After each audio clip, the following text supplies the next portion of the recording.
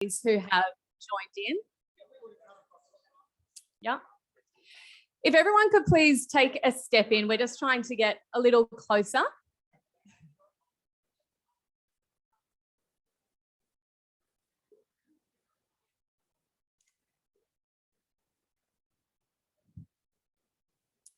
My name is Charlotte Mortlock and I'm your MC for this evening. I am Senator Bragg's media advisor. Thank you so much, all of you, for coming tonight. It's fantastic to once again have face-to-face events after a long time in between drinks. Obviously, the Shepherd Oration was created just 3 years ago, but it really creates a space to connect business leaders with policymakers. And I think only a short lifespan, but it's already achieved a lot for creating those connections. So I think tonight will be another one of those events, and I have no doubt under Josephine. Today we are going to be hearing from Teresa Adler. She is a Girawal Aboriginal woman with bloodline connections to the Eora Nation, and she will be doing our Welcome to Country tonight.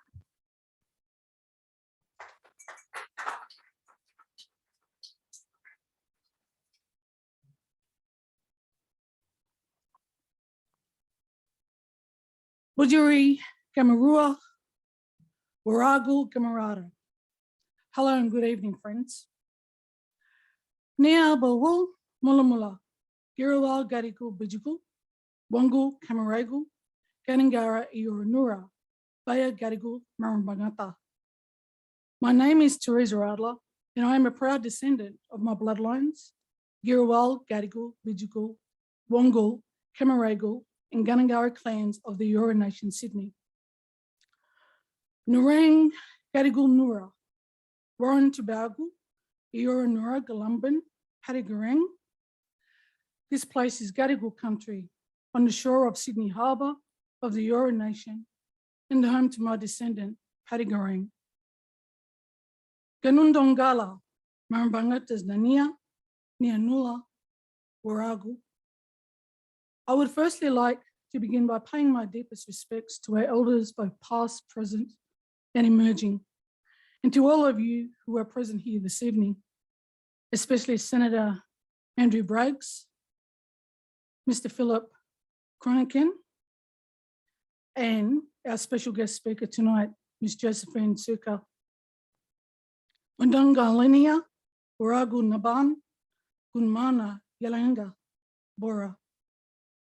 I embrace all of you this evening as we gather for the 2021 Shepherd Oration. As this event supports business leaders engaging in public policy formation. May all of you and may they continue to be effective and address various courses of action for any policy building agenda, whether by engaging in challenging conversations, implementing and evaluating. Wanamura, Ninyan, Manawurigiri. I wish you all well and safe travels home afterwards. And in my language, I will also like to say that I speak to you in the Sydney languages. Thank you as Dijari Guru now. Thank you very much.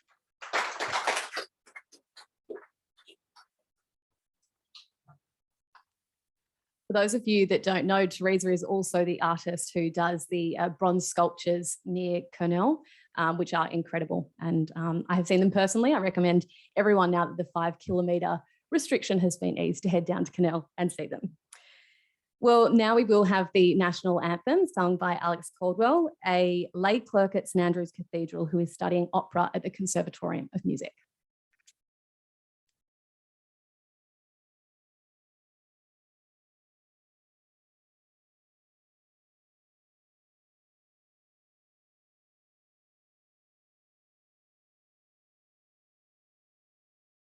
That working?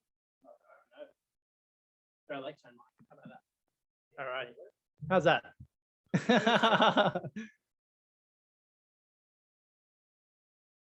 Oh, there we go. Now I've got the. There we go. Australians, all let us rejoice, for we are one and free.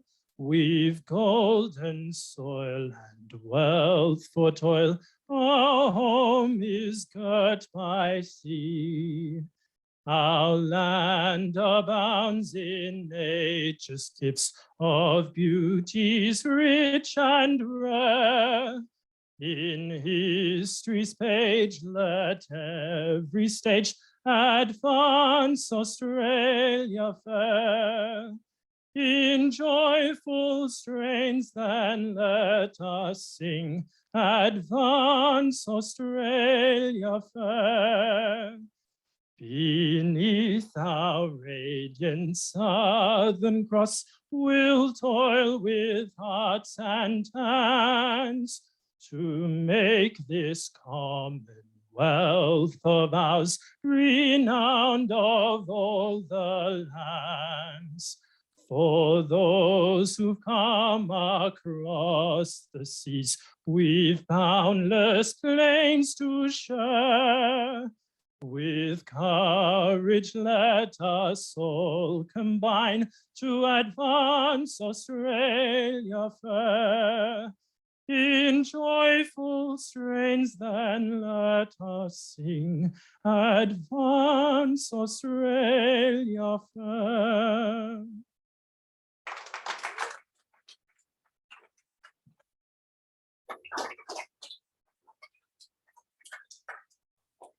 It's a shame we all couldn't sing that, but I think we all agree that that was the next best thing. I'd now like to welcome Mr. Philip Cronican to the lectern, Chairman of NAB, and also very generously our host tonight.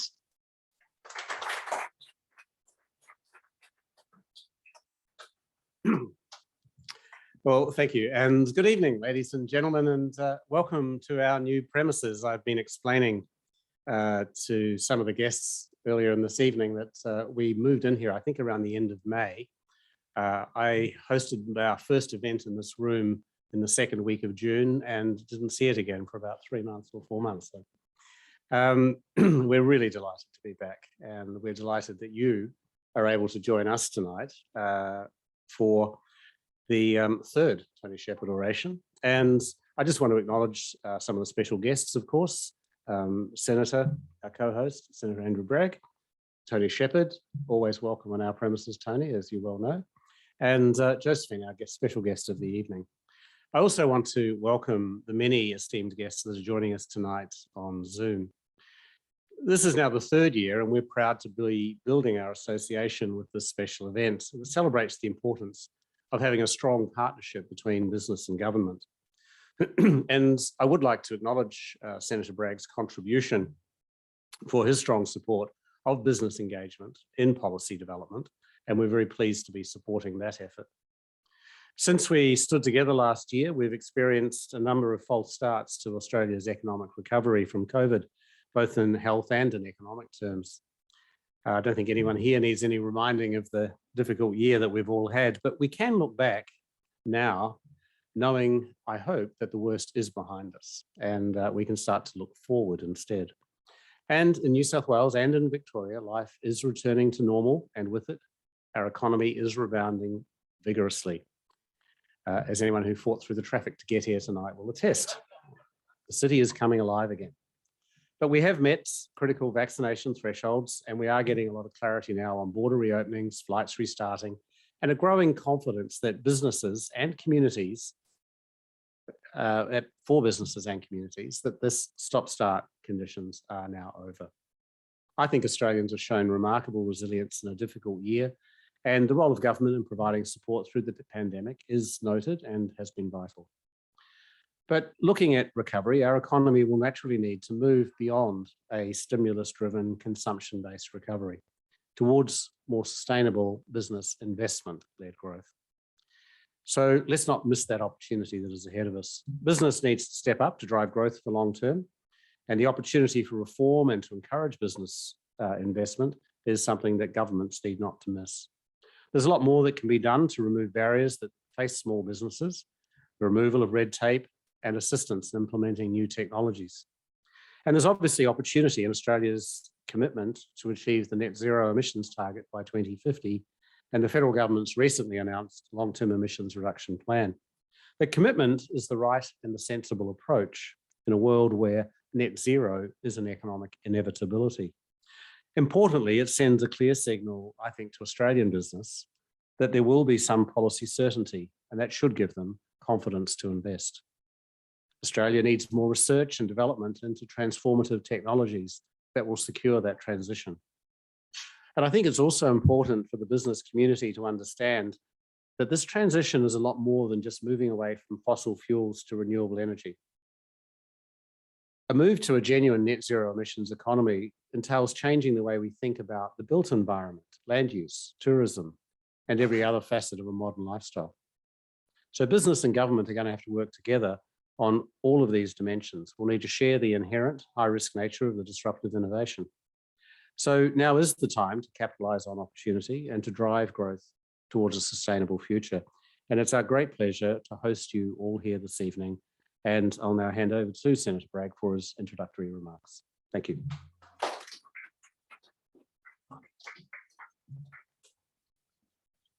Well, good evening, everyone. And can I thank Teresa for that lovely welcome. Can I also say that my hope is that when the pandemic rules cease, that we maintain the prohibition on certain people singing the anthem.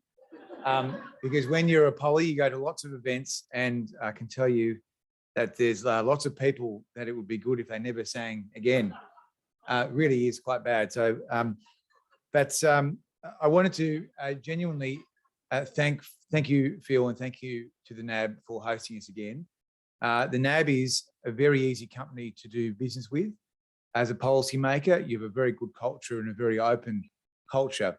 I would say that having been in Canberra for a couple of years now, there are lots of large companies that are very hard to do business with.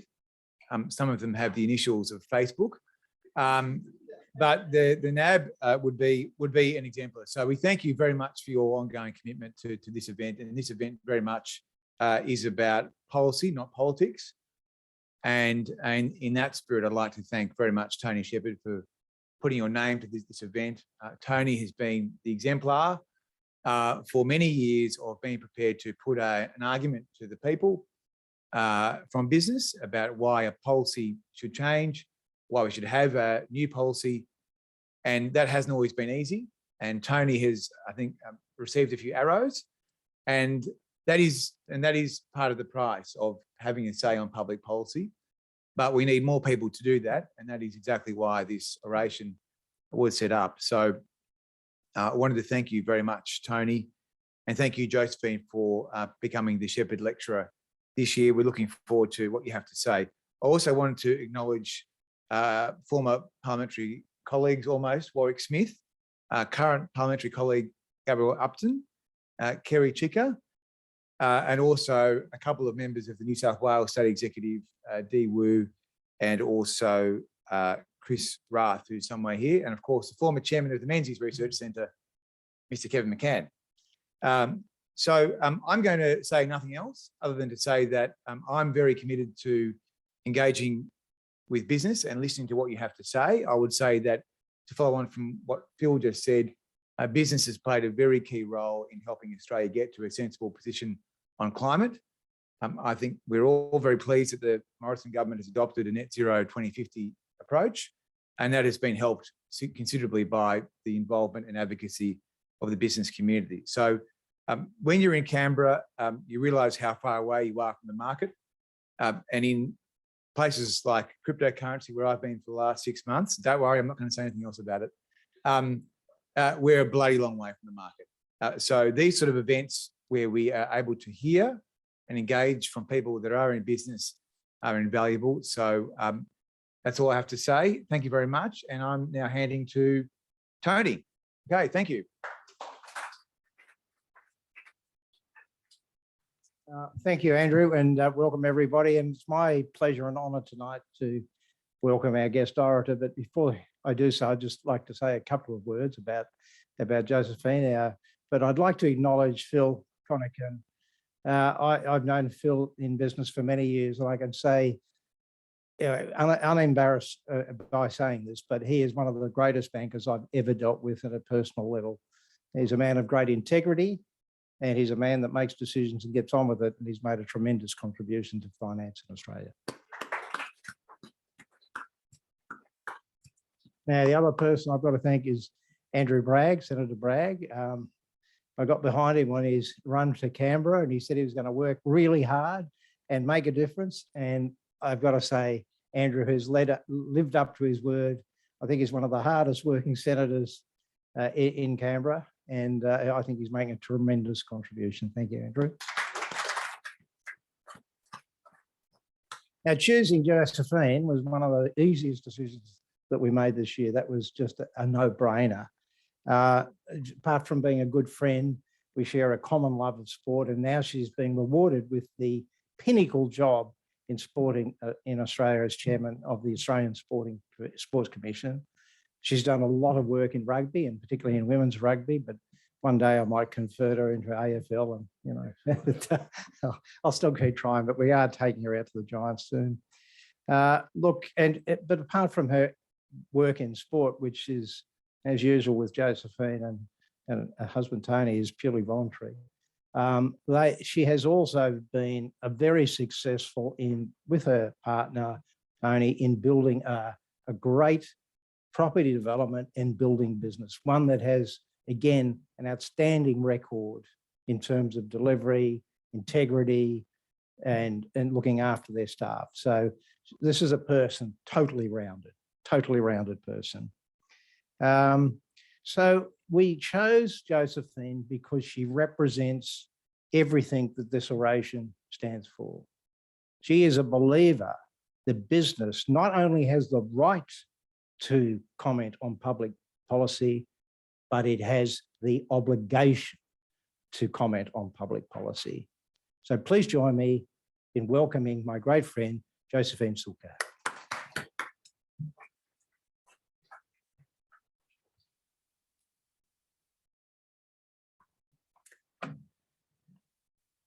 It's an honour to have been invited to deliver the 2021 Shepherd Oration, and I thank you, Senator Bragg, for your vision in the creation of this annual address, and Tony Shepherd for your leadership and for your friendship, and more importantly for people like us in business, for your example, Tony.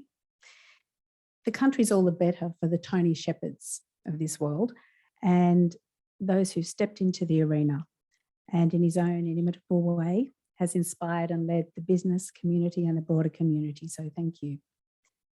I would also like to acknowledge the Gadigal people of the Eora Nation and pay my respects to the elders past, present and emerging. And that was beautiful. Is Therese still here? Gone? Must have gone. That was a beautiful welcome. Thank you. And I have to say, as a director of Opera Australia, what a gorgeous welcome to a gorgeous national anthem. Thank you. So you've ticked all of my boxes tonight. Beautiful. And we haven't even started. As we approach 2022, we're looking down the barrel of a shifting geopolitical landscape with little real clarity as to Australia's place in it over the next 30 years. Among Western nations, important national dialogue is being hijacked by anybody with a mobile phone or public platform. The 24/7 news cycle, hungry for content, has provided more opportunities for unscrupulous media and unelected citizens or influencers to bend or even shape national agendas of countries. Unable to engage in civil public discourse the way we might have been able to in years gone by, many of the most important public conversations are being pushed behind closed doors, gently leaked, and then quickly retracted if the backlash was too great. If you were a business person or a politician who was sitting on that one great idea, that one transformational solution to some of the country's most pressing problems, why would you risk the tide of public condemnation or even ridicule just to get an idea off the ground?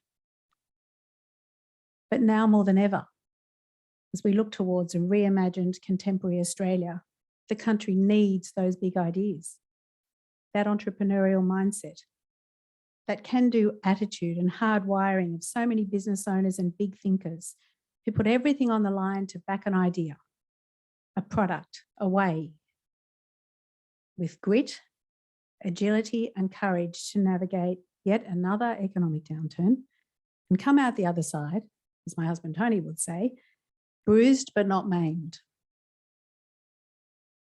So as we emerge from this part of the pandemic cycle, it's timely to look back at how we performed and what we learned as we prepare our country for a post-COVID recovery.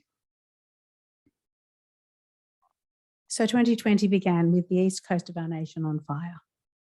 Fires of an intensity we'd never seen before, terrifying Australians and adding to the escalating number of climate-related disasters across the world. By mid-March, COVID-19 brought a different type of attention. A pandemic that we were learning to manage on the run. National Cabinet got off to a great start, but it felt like it lasted 1 minute before it dropped back to each state for themselves, and premiers began calling the shots. Lengthy state-imposed border lockdowns were successful in minimising the mortality rates of citizens relative to other first world nations, but the length of time in lockdown for many Australians resulted in unintended consequences for many businesses and for many individuals.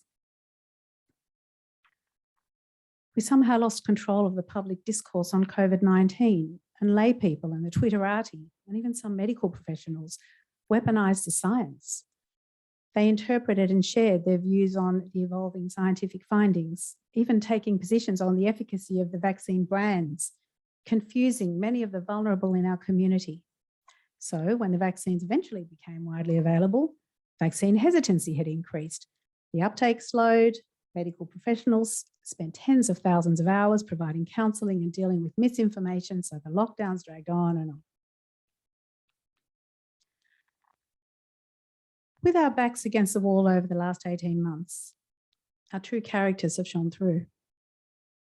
Of our leaders, of our communities, and of ourselves. We have a better understanding of what we actually stand for, what many of us are prepared to do.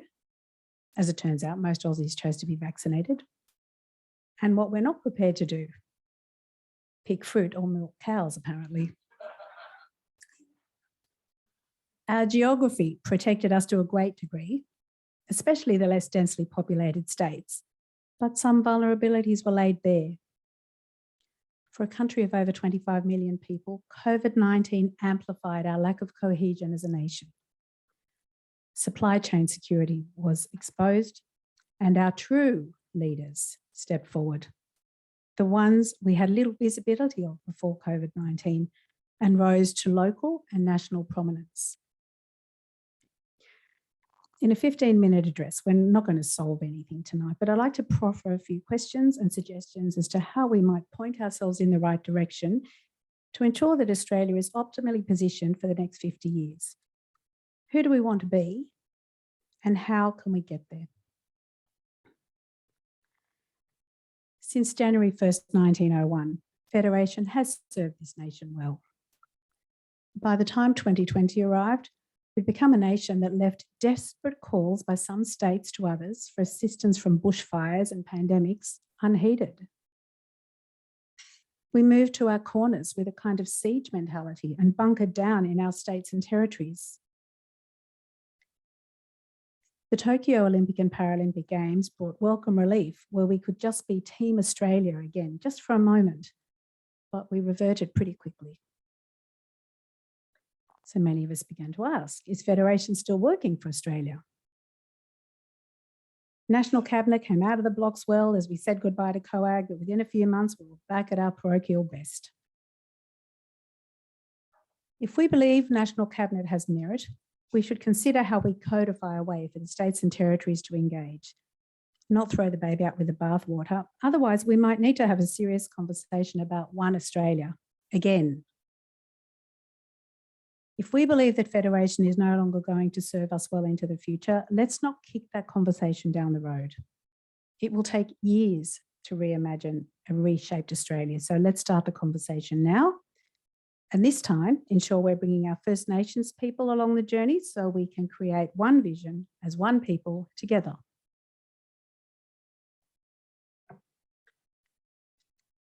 We need to be accountable. Today, in many areas of business, we are held to a higher standard of accountability than government. And I know I speak for business when I respectfully ask for this to stop. If a business owner or the people in their workplace were to engage in the same way politicians do with each other during question time, we'd find ourselves before Fair Work Australia. Worse still, imagine if teachers behaved that way in their workplace. The disrespectful, bullying, shouting over other members as they speak needs to stop. You're there with the most important jobs in the country to debate and build on solutions to the most pressing issues facing us today. Why do you engage this way? And why do you not hold yourselves to the same level of accountability that you hold us to? So to all the speakers in their respective houses and to all the leaders of each house, taxpayers will thank you if you can deal with these behaviours as they're no longer prepared to accept and moreover pay for it.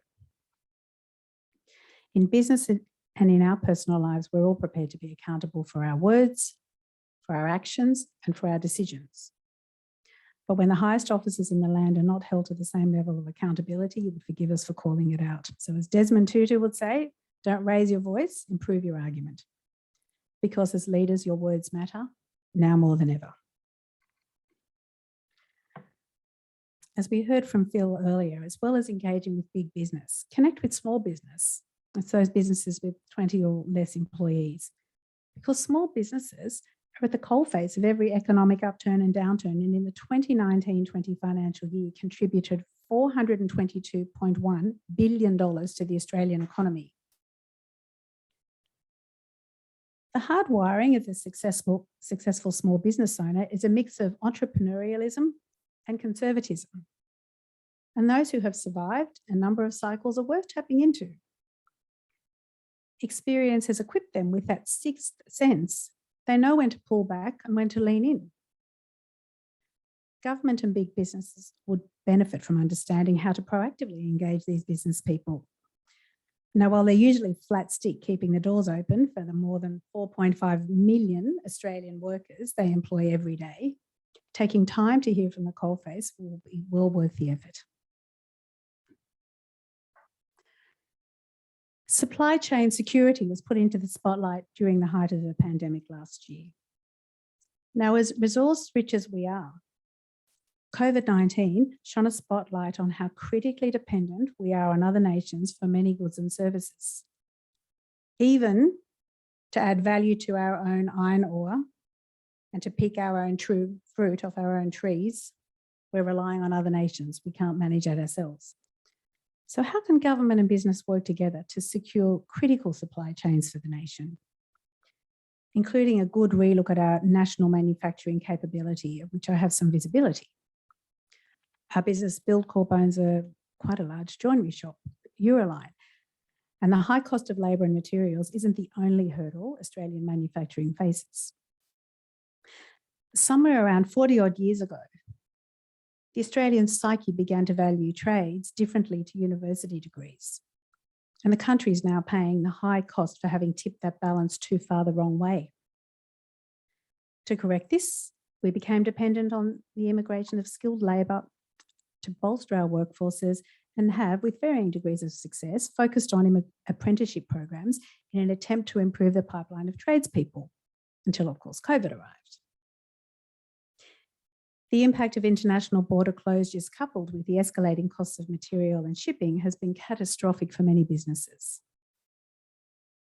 The economic recovery of Australia requires a healthy domestic manufacturing capability. And I look forward to the federal government's rapid rollout of Andrew Liveris's $1.3 billion modern manufacturing initiative, offering large and smaller grants for those in manufacturing working on one of the 6 identified national priority areas. JobKeeper was an extraordinarily nimble and rapid response that saved so many Australian businesses. We now need a similarly agile response to the rollout of our national pandemic recovery strategy. And businesses large and small are ready to work alongside government to secure the critical supply chains the country needs. Now, I'm married to a builder, and having travelled the world with him for nearly 40 years, we have got more holiday photos of tower cranes, construction sites, amazing buildings, than most other women I know. Now, that said, it's actually wonderful to walk through life with somebody watching the world through their lens. Now, the Empire State Building, I learned, means different things to builders than it does to people like you and I. The 102-storey building was built in 1 year and 45 days, from March 1930 to April 1931. Now, even if you add the time it took to design and plan that building, it was still only about 20 months. Now let's think about that. 20 months to build a building like the Empire State Building in here today. That'd probably take at least 2 years. And that would be before the design and planning. Now, the race to be the tallest building in New York City came at a terrible social cost. At least 5 workers were killed during the course of the project, and thankfully today, and in large part thanks to the union movement, safety is at the forefront of construction in this country. But to builders, buildings like the Empire State Building reminds them if they want to build something significant and better than they did last time, they can.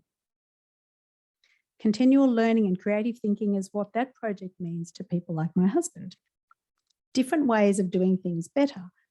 And in construction, we're not producing widgets. No one building is the same as the next. So builders are always having to think of different ways to deliver things. And so a innovation and growth mindset is something that is hardwired into builders because we're never producing the same building. Now, my husband, Tony, is a student of Edward Deming. Some of you may know him. He's a father of total quality management. And he was a gentleman who guided Japan through their economic recovery post-World War II.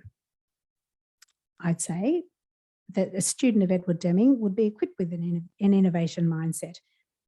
And in a way that doesn't necessarily require a long lead time of significant financial investment. It's a way of doing things. It's a way of thinking, continual improvement that we should all be leaning into on our journey to become an innovation nation. And I know we've overused that word, but now is the time. Buildcorp has just delivered a really large school for the Parramatta Catholic Archdiocese in 15 months, including COVID disruptions. I mean, I'm talking a big one, K to 12, that will typically take around 2 years to deliver. We didn't buy any fancy equipment. It wasn't a project of national significance like the Empire State Building, but nonetheless, a project delivered by a team, challenging themselves to think differently. And every business can and will be like Buildcorp if we set ourselves up to change the way we think about our workplaces, about our communities, and start thinking forward with thinking for growth and success. So let's assist government to help them to identify the gaps in the market that they can't see and help them understand the barriers to participation, because without our input, they can't do it. What tax breaks would make a difference? What resources or equipment might propel a great idea forward? What sectors does business need to lean into with government to secure our economic security? Much like the point of tonight's oration, and again, thank you, Senator Bragg, for your leadership and facilitation of these important discussions between business and government. As we look towards 2032 and the Olympic and Paralympic Games in Queensland, the country will see investment in social and sporting infrastructure across the board. The Olympians and Paralympians in Tokyo this year enjoyed extraordinary success. And those of us, both inside and outside of sport, were inspired by the way they assessed, addressed, and overcame every obstacle in the lead up to their participation. Their physical and mental health were challenged, and still they identified and proactively addressed every real and perceived threat to them getting to Tokyo. And not only did they survive, they thrived. They created moments of national pride for Australians. And for that one moment again, we could be Team Australia. Throughout the course of the pandemic, we have seen countless moments of courage and leadership, and I remain inspired by these leaders who looked headlong into a challenge and lifted another gear. Our frontliners, our athletes, our friends and our family, all around us as inspiration if we choose to see it. And as we look towards 2032 and beyond, there are so many critical decisions and initiatives that need to be imagined and delivered upon. Water security, the transition to renewable energy, the mental health of the nation. I feel like there's a discussion on nuclear energy coming, and don't even get me started on waste management. So much work to do and no time to waste. We cannot wait for our team of champions to become a champion team. Team Australia, the time is now. So let's put down our weapons and come out of our corners. We're a small but resource-rich country, and we are only strong if we move together. Now, while governments determine how they will invest in the economic recovery of Australia, let's find those opportunities today to think a bit differently and get moving. Finally, to those Australians who engage on public platforms or in the media, know this: your words matter. If you choose to share anything or offer advice, ensure it's constructive, honest and kind, contributing to the growth of our people and of our nation. Now is not the time for any Australian to be lobbing grenades from the sideline, looking for gotcha moments. There is no honour in that, as we have enough coming at us from plenty of other directions. We don't need more. So if you can't pipe down, then get off the sideline and get into the arena where many of us have put everything on the line and kept our families, our businesses and the economy moving. And I can commit this to you. While we may not have got every decision right, and we will not get every decision right moving forward, we will continue to turn up and step up and be accountable for everything we say and everything we do. Because courageous, accountable leadership is more important today than ever before. It's fitting that this oration bears the name of Mr. Tony Shepherd AO, who has stepped forward by his example and led from the front, continuing to connect government, business and the community for the benefit of many Australians. So thank you, Tony, and all the other courageous, accountable Australians. It is because of people like you that our country can and will enjoy a very bright future. Thank you.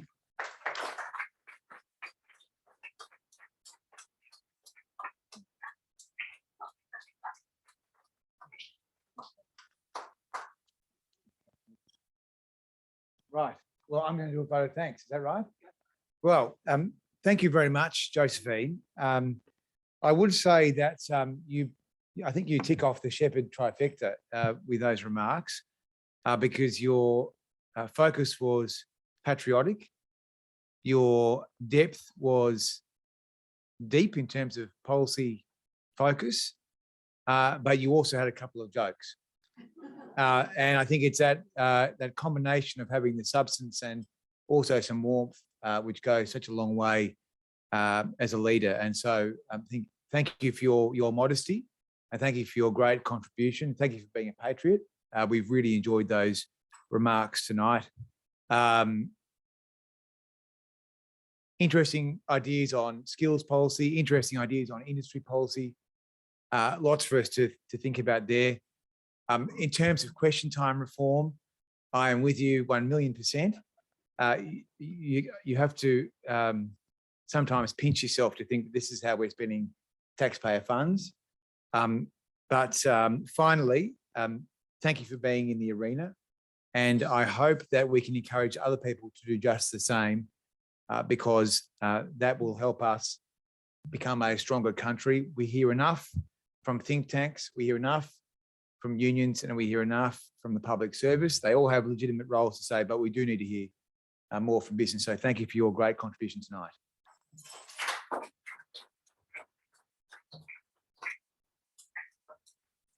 Well, that's where we leave our virtual friends this evening. But for the rest of you, please feel free to stay and mingle. We have this space in the service till about 8:45.